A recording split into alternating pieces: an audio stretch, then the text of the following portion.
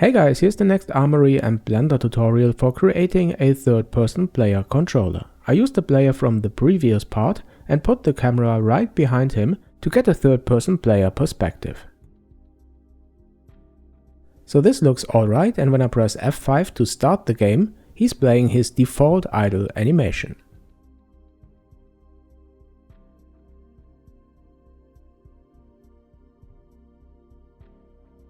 Okay, the next thing that I will do is to add an empty object that I will use later on as camera origin. So I will rotate the camera around this point. I position the 3D cursor and add the object here, and I create a plane axis object.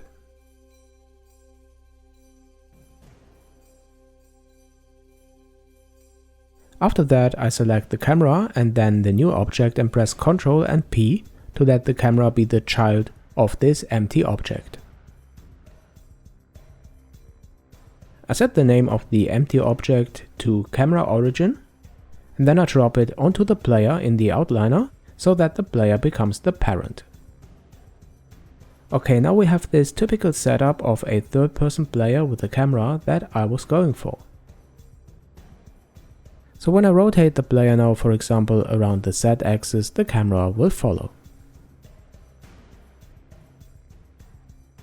Okay, now I want to control this character. I want to let him move around in the environment. So select it and then go to the Object tab, and here I add a new script. And again, as in the previous part, I call it Character Controller and open it in the code editor.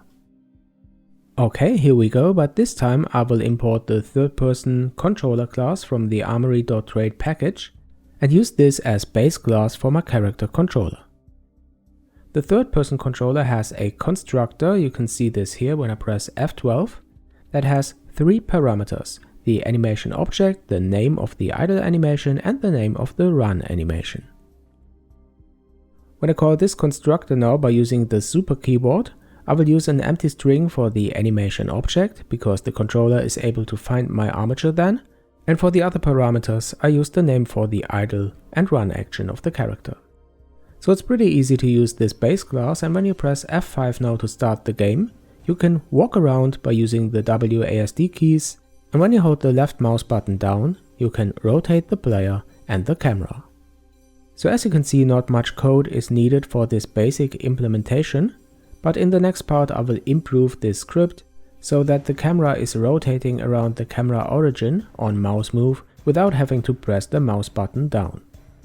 So stay tuned, the next part will follow soon, and if you like this channel, don't forget to subscribe and think about supporting me by being my patron, cause this would really help to create more tutorials for you. When the controller is completed, I will upload it to my Patreon account and you can get it from there for free. Thanks for watching guys, thanks for your support, and I'll see you in the next one.